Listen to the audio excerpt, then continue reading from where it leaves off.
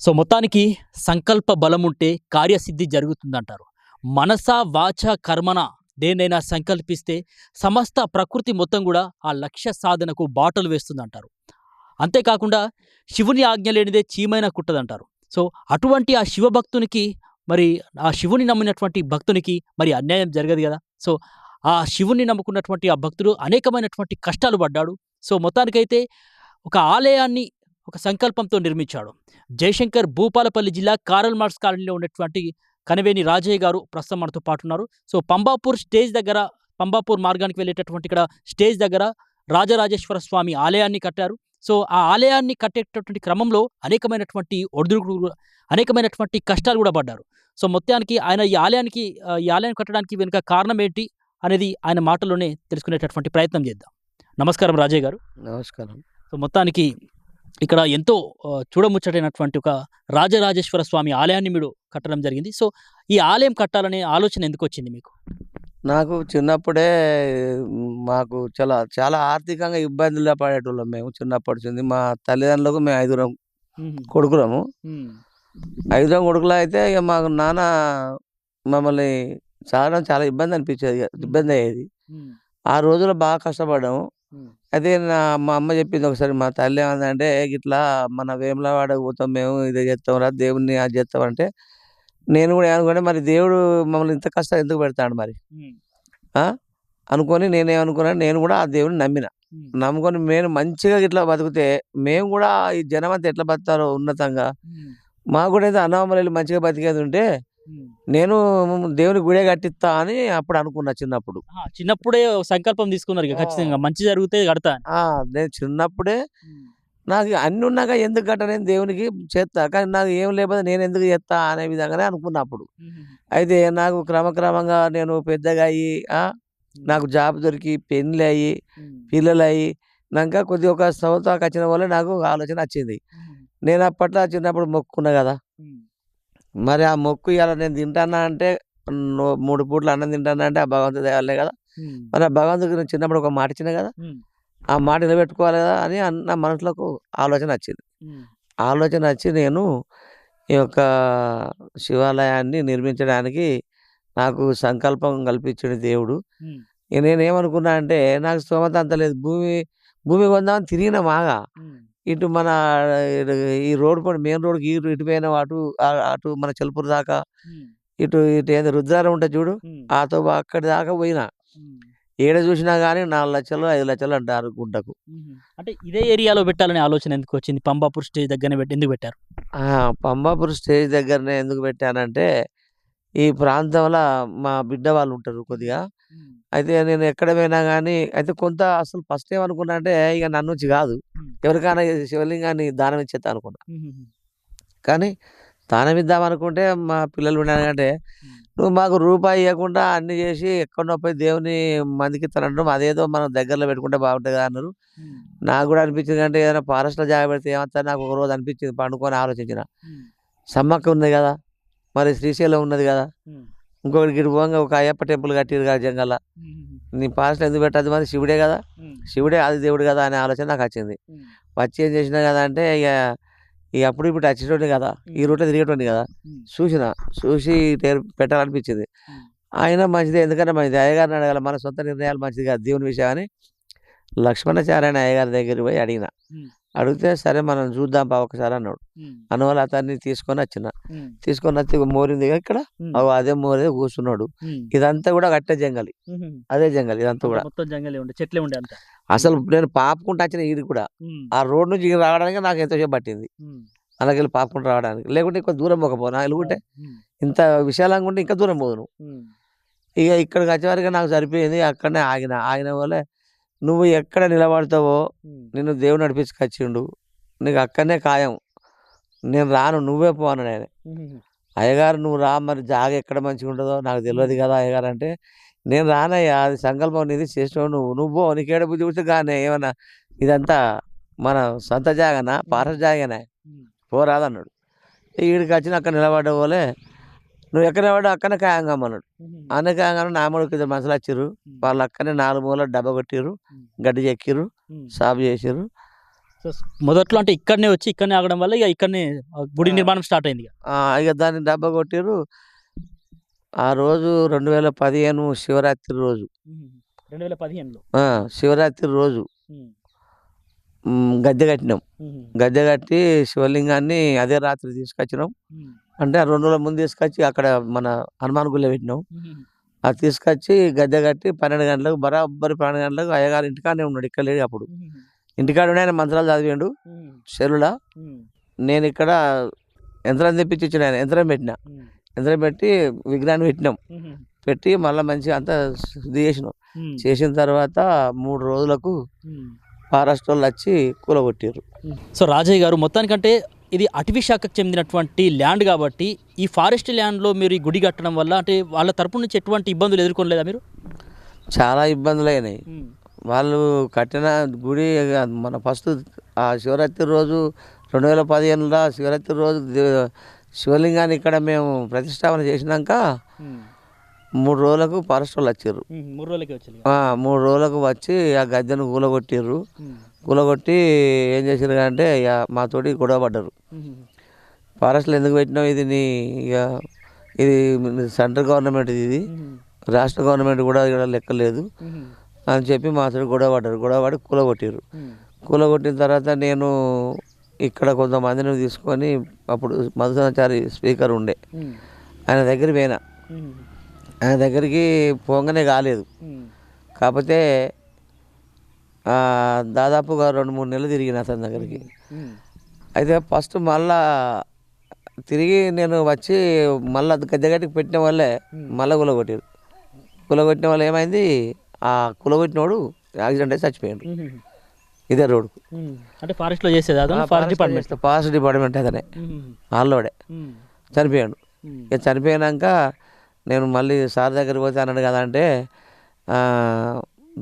నా ముందే పిఏకు phone కొట్టవాయా, డిఓపోకి phone కొట్టు అన్న వల్ల ఆయన ఫోన్ కొట్టిన వాళ్ళ పిఏ చారి సార్ అన్నాడు కదా మధుసూదనాచారి సారు. జంగల దేవునికి ఏదో వాళ్ళు పాపం మొక్కుకుంటారు అంతా. ఏమున్నదా తెల్లాలైతే కైకిలు చేసుకుంటారు వాళ్ళు. వాళ్ళని జంగలు ఒకటి ఏమైనా చేను శిలకలు చెప్తున్నారా, మొక్కుకోవడంగా దేవుని పెట్టుకుని అదేం తప్ప ఏమైనా ఎకరాలకు దాస్తాండ తీరాదని అన్న వల్లే ఆ సార్ పర్మిషన్ ఇప్పించిండు. అప్పుడు ఇక్కడ దేవుని ప్రతిష్టాపన చేసినాం. పోచారం శ్రీనివాస్ మంత్రి వచ్చిండు, జోగు రామన్న మంత్రి వచ్చిండు, ఈయన కూడా స్పీకర్ కూడా వచ్చిండు. అక్కడికి అప్పుడు ఆహ్వానించినాం. మంచిగా బ్రహ్మాండంగా ప్రతిష్టాపన చేసినాం. పాలపొరకతోటి గుడి లెక్క పందిరి కట్టి చేసినాక ఇక కొద్ది రోజులకు ఏమైంది కదా గుడి కట్టాలని నాకు ఆలోచన వచ్చింది. గుడికి పిల్లర్లు లేపినాక ఏమైంది కదా మళ్ళీ అప్పుడు 2021, 2022 అయితే అప్పుడు ఎమ్మెల్యే గన్నరామనారెడ్డి ఉన్నాడు అప్పుడు. అయితే వాళ్ళు వచ్చి ఆపిరు. మళ్ళా నువ్వు ఇక్కడ స్లాబ్ వేయద్దు ఏమేయద్దు, ఇక్కడ నేను పిల్లలు లేపని ఎవరు చెప్పారు నీకంటే నాకు మధుసూదనాచారి సార్ నాకు పర్మిషన్ ఇప్పించిండు ఇక్కడ దేవుని కాడ అన్ని చేసుకోవచ్చు అని నేనంటే లేదు ఇప్పుడు ఆ లెవెల్ లేరు ఇక్కడ, ఇప్పుడు అంతా మేము కొత్తలో వచ్చినాం, ఏది లేదు ఇప్పుడు ఆయన లేడు, నువ్వు బంద్ పెట్టు అని చెప్పి ఆపమన్నాడు. పని ప్రయత్నం చేసి మళ్ళీ పని ఆపి సామాన్లన్నీ లేకుంటే సామాను గుంజుకపోతామన్నారు. సరే అని ఆపి రమణారెడ్డి సార్ దగ్గరికి పోయి అడిగిన సార్ గిట్లా మేము అంతా అయింది స్లాబ్ వేయని ఇస్తలేదు సార్ ఫారెస్ట్ వాళ్ళు గిట్ల సంగతి అంటే ఎమ్మడే పిఏకు ఫోన్ కొట్టవా, డిఏపోకి ఫోన్ కొట్టవా అన్నాడు. మా ముందే అప్పటిదప్పుడే ఫోన్ కొట్టిన వాళ్ళే మాట్లాడి వాళ్ళకు పర్మిషను అది స్లాబ్ వేయడానికి పర్మిషన్ కావాలన్నట్టు కొద్దిగా నువ్వు చూడు దేవుడే కదా, దేవుని కోసం నువ్వు చెప్తే ఏమవుతుంది అంటే సార్ ఓకే సార్ వేసుకోమని ఆయన చెప్పిండాడు. నీకు ఏ పని ఉన్నా నా దగ్గర రావా నువ్వు అన్నాడు రమణ సార్ నన్ను. అందువల్ల సరే సార్ అని దండం పెట్టినాం. వచ్చినాం స్లాబ్ వేసినాం మంచిగా ఈ చిన్న చిన్న గుళ్ళు కూడా అన్నీ కట్టించిన అన్నీ అయిపోయినాయి. అయితే ఇప్పుడు 2 నెలల ముందు సత్యన్నను కూడా మన ఎమ్మెల్యే గారు గంట సత్యనారాయణ గారిని కూడా కలిసిన. అంతకుముందు గెలవక ముందు కూడా ఎన్నికలప్పుడు కూడా ఒక మాట ఇచ్చిండు మాకు, ఏమనంటే కాంపౌండ్ పెట్టిస్తా అన్నాడు గెలిచేది ఉంటే. అదేవిధంగా మొన్న పోయి అయ్యగారి కోసం ఒక రూమ్ కావాలి సార్ అని అడిగితే 2 నెలల క్రితం అడిగితే సరే నేను చెప్తుంది అని చెప్పిండు. ఇప్పటి వరకు ఇంతవరకు ఇక్కడికి వచ్చింది ఈ గుడి సమస్య. తొందరగా అయితే బాగుంటుంది. అదేవిధంగా ఇంకా ఎవరైనా భక్తులు ఇక్కడ ఆ బద్దిపోచమ్మ గుడి ఉన్నది, పార్వతమ్మ గుడి ఉన్నది, ఇంకా చిన్న చిన్న ఆలయాలు ఉన్నాయి. అది ఇంకోటి దాని పేరేంది కోనేరు కావాలని ఉన్నది. వేములవాడ లెక్క తలపించాలనేది నా ఉద్దేశం. కోనేరు తప్పితే కూడా 10 మంది కలిసి చేసినా వాళ్ళ పేర్లు పెడతా. ఒక గ్రామం కలిసి ఒక పని చేసి పెడితే వాళ్ళ గ్రామస్తుల పేర్లు గ్రామం పేరు పెడతా. శిలాఫలకం కొట్టించి పెడతా. ఎవరైనా దాతలు ముందుకు వచ్చి నేను ఈ పని చేపిస్తాను, నాకు డబ్బులు మాత్రం ఎవరైనా ₹1 అడగనని, నాకు డబ్బులు అవసరం లేదు. సో మొత్తానికంటే ఇంత పెద్ద మొత్తంలో ఆలయాన్ని కట్టినప్పుడు, విగ్రహాలను కూడా పెట్టినప్పుడు మీ సొంత ఖర్చులనే ఉపయోగించారా? ఎక్కడ కూడా డబ్బులు తీసుకోలేదు? ఖచ్చితంగా ఎవరిని చందా అడగలేదు, ఎవరిని నేను డబ్బులు అడగలేదు. నా సత్య ప్రమాణంగా చెప్తాను. మొత్తం నాకు కష్టార్జితమేది. నేను సింగరేణిలో 37 ఏళ్ళు సర్వీస్ చేసిన. నా పిల్లలకు నేను దిగిపోయి ₹1 కూడా ఇవ్వలేదు. వాళ్ళకు కట్నాలు ఇచ్చి పెళ్ళిళ్ళు చేసిన అంతవరకే. చిన్న బిడ్డకు నా బాయ్ పని ఇచ్చిన అంతవరకే, కానీ డబ్బులు ఎవరికి ఇవ్వలేదు. మా పిల్లలు నాతో ఎంతో అది చెప్తారు, కానీ నేను డబ్బులు ఇవ్వలేదు. సో అంటే మీరు అడగకపోయినప్పటికీ వాళ్ళే భక్తులుగా కదిలొచ్చేటటువంటి వాళ్ళు. అంటే మీరు ఒక్కరితో ఈ సంకల్పం మొదలైంది, మీ వెంట ఇంకా చాలామంది గ్రామస్తులు కూడా తోడయ్యారా మీ సంకల్పానికి? ఇక్కడ మేము కూడా ఈ రకంగా చేస్తామని. ఇక్కడ దేవుని పెట్టడానికి ఇక్కడ గుడిసెవాసులు కొందరు నాకు సహకరించారు. ఏమనంటే అలా కూలగొట్టారు కదా, కూలగొట్టినప్పుడు నాతోనట్టుగా మధుసూనాచార్య సార్ దగ్గరికి వచ్చారు వాళ్ళు. తీసుకుపోయిన నేను వాళ్ళను ఒక టాటా మ్యాజిక్ మాట్లాడి వాళ్ళను మంచిగా, వాళ్ళు కూడా అంతా కూలి చేసుకుంటారులే కదా పాపం, వాళ్ళకు కూడా ఇంత టిఫిన్ ఇట్లా చేయించి మ్యాజిక్ తీసుకొచ్చి ఎక్కించుకపోయి సాతుడు కాల్చుడు పోగానే అవుతుందా మాత్రం మాట్లాడదు. ఆయన స్పీకరు. అయితే అట్లా ఒక 2-3 నెలలు తిరిగితే మాకు ఆ పని అయింది. సో అంటే చిన్నప్పుడు రాజయ్య గారు అనేకమైనటువంటి కష్టాలు పడ్డారన్నారు. అసలు ఎటువంటి కష్టాలు ఉండేటటువంటి మీ చిన్నతనంలో అప్పుడు మీకు? ఇక మేము చిన్నతనంలో కష్టాలంటే మాకు మా నాన్న, మేము 5 అన్నదమ్ములం. మా నాన్నకు కొంచెం ఇక మాకు ఎల్వాన్ లేకుండే చాలా. అతను చేసింది సరిపోకపోయేది అప్పుడు మాకు. ఆ జమల్లో గడక తినేది కదా, అంటే తినడానికి తిండి కూడా ఇబ్బందిగా చాలా ఇబ్బంది ఉండేది. ఆర్థికంగా బాగా ఇబ్బందులు పడ్డాం. ఇంతమందికి పొద్దు 7 కంచాలు, సాయంత్రం 7 కంచాలు వెళ్ళాలంటే ఆ రోజుల్లో కష్టం ఉండే. అందరికి ఎరికే మా వయసు దాటిన వాళ్ళకి, పెద్ద వాళ్ళకి వెనకటి సంగతి. మొత్తానికంటే పేదరికంలో అనేకమైనటువంటి కష్టాలు ఒకవైపు, మరోవైపు చూసినట్లయితే కనుక ఒకేసారి సింగరేణి ఉద్యోగం రావడం, మరోవైపు మీరు గుడి కట్టడం, ఇదంతా ఒకసారి వెనక్కి తిరిగి తీసుకుంటే ఎట్లా అనిపిస్తుంది ఒకసారి? ఇప్పుడు ఇప్పుడు చాలా సంతోషంగా ఉన్నది. మా పిల్లలు కూడా ఎవరి కాలు బతికేటట్టుగా. నేను చెప్పిన ఆవు చనిపోయేటప్పుడు దూడకు అన్నం పెట్టి సావది, దానికి అదే బతుకుతుంది. మీరు కూడా మీ కష్టం చేసుకొని ఇతరులకు ఆశపడకుండా, నా మీద ఆశపడకుండా మీకు మీరు బతికితే మీకు కూడా రేపు మా నాన్న గుడి కట్టించండి అనే పేరు మీకు ఉంటుంది. నా మొక్కిన మొక్కువాడు తీరుతుంది, మనందరికి మంచిగా ఉంటుంది కదా అని చెప్పితే మా పిల్లలు కొంత అర్థం చేసుకున్నారు. మీ ఇంట్లో వాళ్ళు కూడా సపోర్ట్ చేస్తారని మీరు గుడి కడతామని చెప్పినటువంటి టైంలో? మా భార్య సపోర్ట్ చేసింది. అబ్బో, భార్య పోరు ఉంటే మనం ఏమైనా చేస్తాం, చేయలేము. మా భార్య కూడా నాకు సపోర్ట్ చేసింది. దేవుని పెట్టాలంటే సపోర్ట్ చేసింది కాబట్టి నేను ఇంతవరకు దాకా వచ్చిన. లేకుంటే ఎంత ఇబ్బంది పడుతుంది ఇంట్లో ఒప్పుకోకపోతే. మొత్తానికి అంటే ఎటువంటి పూజా కార్యక్రమాలు జరుగుతాయి ఇక్కడ రాజరాజేశ్వరి ఆలయంలో? ఇక్కడ శివరాత్రికి శివ కళ్యాణం జరిపిస్తాం, శ్రీరామనవమికి సీతారాముల కళ్యాణం జరిపిస్తాం, కార్తీక పౌర్ణానికి గోపూజ ఉంటుంది, సత్యనారాయణ వ్రతం ఉంటుంది, సాయంకాలం దీపాలంకరణ ఉంటుంది. వినాయకుడికి వచ్చినప్పుడు చవితికి వినాయకుడిని పెడతాం. ఈ కార్యక్రమం ఇక్కడ జరిపిస్తాయి ఇప్పటి వరకు అయితే. దాదాపు అంటే మీరు ఈ గుడికి నిర్మాణం జరిగినప్పటి నుంచి కార్యక్రమాలు యథావిధిగా కొనసాగుతున్నాయి. నేను శివ కళ్యాణం ఈ గుడి కట్టక ముందు నుంచి అక్కడ మా ఇంటి దగ్గర ఉన్న హనుమాన్ గుడి దగ్గర నుంచే శివ కళ్యాణం జరిపించటండి. నా దగ్గర అప్పుడు ఇంకా పూర్తిగా నేను వెసులుబాటు కాలే అప్పుడు నాకు. అయినా కానీ అయ్యగారులను పెట్టి హనుమాన్ గుడి కూడా టెంట్ వేసి రాత్రి 12 గంటలకు ఆడ పోలీసులు వచ్చి కూర్చుండేది మన కార్మస్ కాళ్ళ. వాళ్ళు కూడా వచ్చి కూర్చుండేది. ఎందుకంటే ఆ రాత్రి జరిపిస్తాం కాబట్టి మన జాగారం ఉండే వాళ్ళందరూ వచ్చి అక్కడ కూర్చుండేది. అది కూడా ఎవరితో జరిపించారు చెప్పను అయ్యగారు. మనకు సుభాష్ కాళ్ళ రామాలయం ఉందా, రామాలయం ప్రసాద్ అయ్యగారు, ప్రసాద్ వాళ్ళ అయ్యా ముసలాయనే, అవి ఆయనతో జరిపించేది నేను.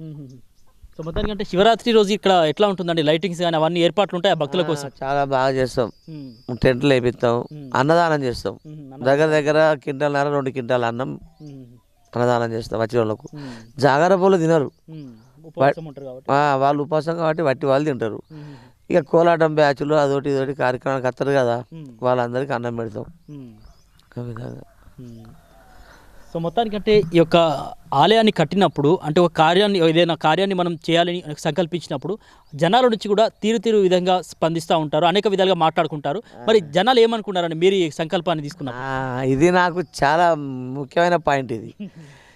ఎవడన్నా గిన్ని డబ్బులు పెట్టి గుడి కడితే నీకేమొస్తుంది, నీకు ఏం లాభం వస్తుంది అని చెప్పి ప్రశ్నించిన వాళ్ళు కొందరు ఉన్నారు. అంటే నీకు ఏదైనా ప్లాట్ కొనుక్కోవాలి, బిల్డింగ్ కట్టుకోవాలి, కానీ నీకు గుడి కడితే ఈ గుడి రేపు ప్రజలకి మొక్కుంటూ ప్రజలకు పోతే గవర్నమెంట్గా చెందుతుంది కదా, గవర్నమెంట్ ఎంక్వైరీ చేసుకోండి, నీకేమవుతుంది ఇక్కడ, నువ్వు ఎందుకు గుడి కట్టినావు అని కొందరు అన్నారు. కొందరు అన్నారు కదా అంటే, స్వామి నువ్వు మంచి పని చేసినావు, గుడి కట్టాలంటే ఇవాళ రేపు కోట్ల ఆస్తి ఉన్నోడు కూడా ఎవడు సొంతంగా రూపాయి చంద అడగకుండా అయితే గుడి కడతలేరు. మామూలుగా వినాయకుని పెడితే ఓ పెద్ద వాడ ఊరంతా పైసలు వసూలు చేస్తారు. ఏదైనా ఊళ్ళో చిన్న గుళ్ళు కడితే కూడా ఊరంతా కలిసి చేస్తేనే 2-3 ఏళ్ళకి అవుతుంది. నువ్వు ఒక్కరివే చేసినావంటే నీకు చాలా మంచి ఆలోచన వచ్చింది, నువ్వు మంచి పని చేసినావు, నీ జన్మ ధన్యం అవుతుంది, నీ పేరు చిరస్థాయి ఉంటుంది, ఇక్కడ ఎల్లకాలం నీ పేరు ఉండిపోతుంది అని కొందరు మెచ్చుకుంటారు.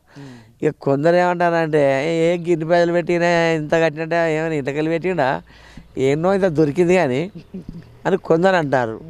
కానీ ఇదంతా అబద్ధం. నాకైతే నేను ఆత్మసాక్షి చెప్తాను, నేను 37 ఏళ్ళ సింగరేణి జాబ్ చేసిన, నేను సిగరెట్ దీపైనా నాకు ఒక 46 లక్షలు దొరికినాయి నాకు.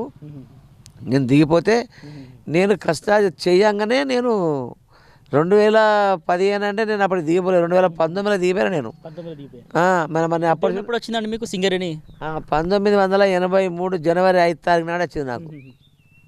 సో మొత్తానికంటే ఆ రిటైర్మెంట్ డబ్బులతో మీ కష్టార్జితంతోనే ఈ ఆలయాన్ని కట్టారు తప్ప ఎక్కడ మీకు సొమ్ము కానీ ఏది కానీ నిధి కానీ దొరకలేదు. అయితే నాకు ఎలాంటి దొరకలేదు. కానీ ఇక్కడ ఎవరైతే మొక్కుకుంటే వాళ్ళకి పనులు అయితే చూడు, ఇప్పుడు నువ్వు ఒక పురుషోత్తం డాక్టర్ ఉన్నాడు భూపాలు వెళ్ళా, ఆర్మీ డాక్టరు, ఆయన వచ్చి వాళ్ళ భార్యను తీసుకొని వచ్చి నాకు నువ్వే నా ధర్మకర్త అంటే నేను అన్న వల్ల నా దగ్గరికి వచ్చి దేవుని ముంగట మొక్కి అయ్యా నేను ఒక కోరిక కోరుకుంటాను అన్నాడు.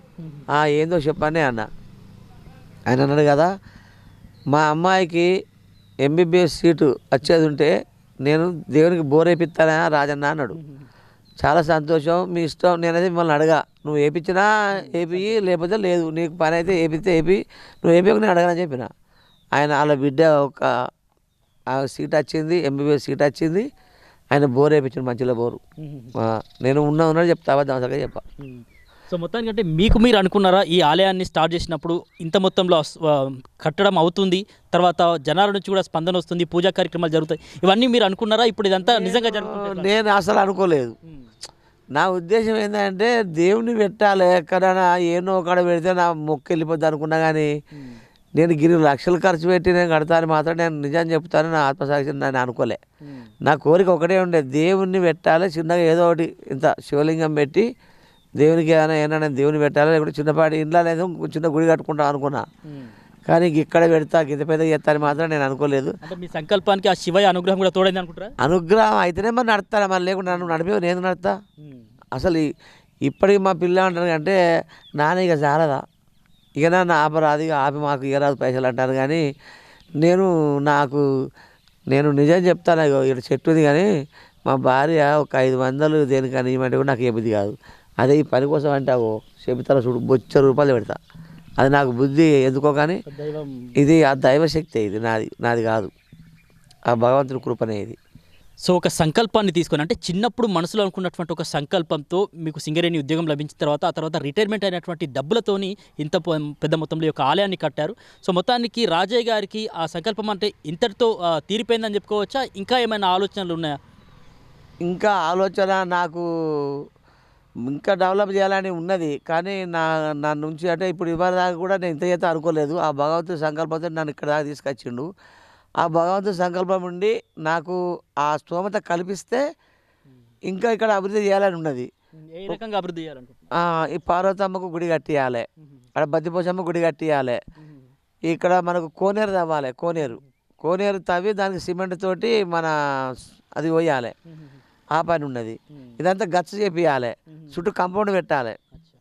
అయితే అది నాతోటి ఆ భగవంతుడు సంకల్పం కల్పించి నాకు ఆ స్తోమత కల్పిస్తేనే చేస్తా. ఒకవేళ ఇతరులు ఎవరైనా గ్రామస్తులు కానీ ఎవరైనా రాజకీయ నాయకులు కానీ ఎవరన్నా వచ్చి ఈడ అటువంటి పనులు ఎవరైనా చేసి పెడితే వాళ్ళ పేరు శిలాఫలకం మీద కొట్టించి, ఇగో ఈ పార్వతమ్మ గుడి పలానా వాళ్ళు కట్టించారని చెప్పి వాళ్ళ పేరు శిలాఫలకం కొట్టించి అక్కడ పెడతా. వాళ్ళ పేరు చిరస్థాయి ఉండేటట్టు. ఎవరు ఏ పని చేయించినా కానీ వాళ్ళ పేర్లు నేను తప్పకుండా తప్పకుండా వాళ్ళ పేరు శిలాఫలకం కొట్టించి పెడతా. అది నటు కోరిక. సో తన చిన్నతనం నుంచే అనేకమైనటువంటి కష్టాలు తాను కుటుంబం పడింది. అదేవిధంగా తాను కూడా ఆ కష్టం ఏంటో ఎరిగైన తెలిసినటువంటి వాడిని రాజయ్య గారు చెప్తా ఉన్నారు. సో మొత్తానికి చిన్నప్పుడు మనసులో అనుకున్నటువంటి ఆ సంకల్పం ఏదైతే శివయ్యకు గుడి కట్టాలని అనుకున్నారో, సో తర్వాత సింగరేణి ఉద్యోగం లభించింది. ఆ తర్వాత జీవితం కూడా సాఫీగా సాగడం మొదలైంది. ఇక రిటైర్మెంట్ అయినటువంటి డబ్బులతో తన సొంత ఖర్చులతో మరి ఈ యొక్క ఆలయాన్ని అయితే లక్షలు పెట్టి నిర్మించినటువంటి పరిస్థితి. సో ఫారెస్ట్ ల్యాండ్ కాబట్టి ఈ గుడి కట్టేటటువంటి క్రమంలో ఫారెస్ట్ అధికారుల నుంచి కూడా అనేకమైనటువంటి సమస్యల్ని ఇబ్బందుల్ని ఎదుర్కొన్నట్లు కూడా రాజయ్య గారు చెప్తా ఉన్నారు. సో మొత్తానికి ఇక్కడ స్థానికంగా ఉన్నటువంటి నాయకుల ప్రోద్బలంతోనైతే మొత్తానికైతే ఇప్పుడైతే ఎటువంటి సమస్య లేకుండా ఈ యొక్క గుడికి సంబంధించి ఇప్పుడైతే అనేకమైనటువంటి పూజా కార్యక్రమాలు, నిత్య పూజా కార్యక్రమాలు జరుగుతూ ఉన్నాయి. అదేవిధంగా శివరాత్రి కావచ్చు, శివ కళ్యాణం కావచ్చు, అదేవిధంగా శ్రీరామనవమి కావచ్చు, ఇట్లా అనేకమైనటువంటి పూజా కార్యక్రమాలు కన్నుల పండుగగా ఇక్కడ శ్రీ రాజరాజేశ్వర ఆలయంలో జరుగుతున్నట్టు చెప్తున్నారు. సో మొత్తానికి ఇదంతా కూడా ఆ శివయ్య తన సంకల్పానికి మరి తోడవడం వల్లే ఈ యొక్క ఆలయాన్ని కట్టినట్లు రాజయ్య గారు చెప్తా ఉన్నారు. సో రానున్న రోజుల్లో తనకు ఇక్కడ ఆలయానికి సంబంధించి అనేక విధాలుగా ఇంకా అభివృద్ధి చేయాల్సినటువంటి అవసరం ఉందని, ఆ శివయ్య అనుగ్రహిస్తే తప్పకుండా అది కూడా నెరవేరుతుందని ఆశాభావం వ్యక్తం చేస్తున్నారు. వీడియో జర్నలిస్ట్ సత్యనారాయణతో పంబాపూర్ దగ్గర నుంచి సమీర్, ఆర్బీ న్యూస్.